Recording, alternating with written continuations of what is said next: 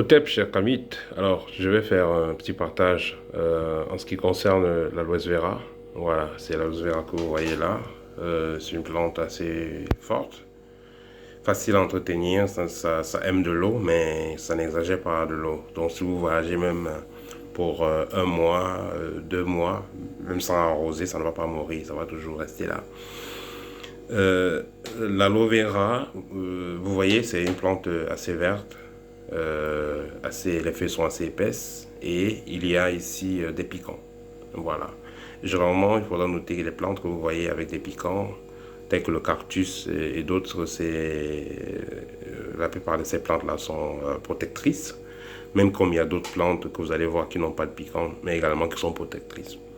L'aloe vera va apporter une certaine fraîcheur dans la maison. L'aloe vera va nettoyer énergétiquement l'environnement. Dans certaines maisons, on trouve l'aloe vera à l'extérieur, mais également, vous pouvez l'avoir à l'intérieur.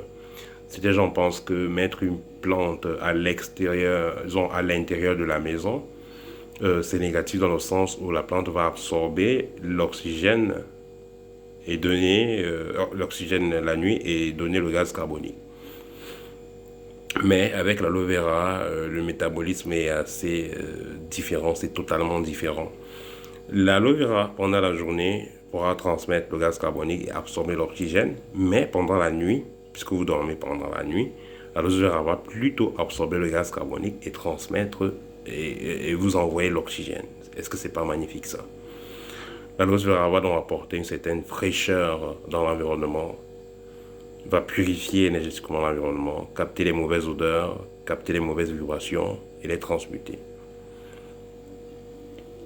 L'aloe vera va être utile au niveau de la santé, mais également au niveau spirituel.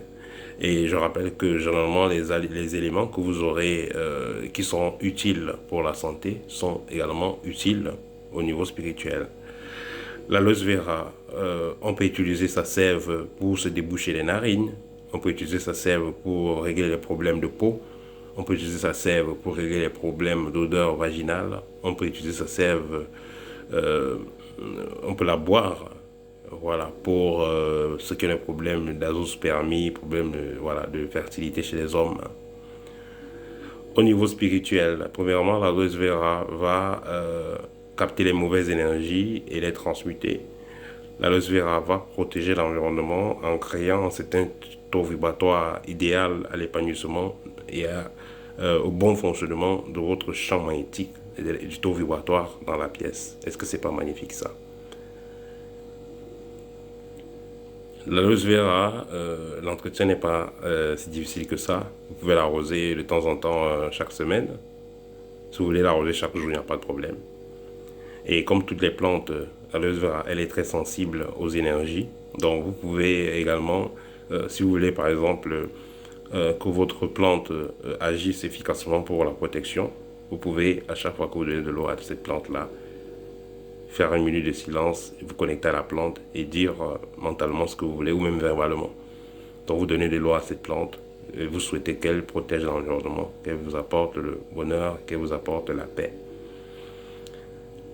L'aloe vera va être utile pour ceux qui ont au niveau magique, pour ceux qui ont des problèmes de cauchemar, mari de nuit, couche de nuit, ceux qui ont toutes ces attaques pendant le sommeil.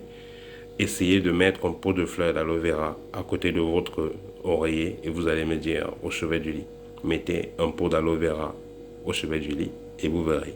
Ça sera magnifique, ça va euh, vous aider à mieux dormir, ça va protéger l'environnement. Que ce soit pour une vieille personne, pour une personne jeune, un nouveau-né, une plante d'aloe vera dans la chambre, ça sera magnifique.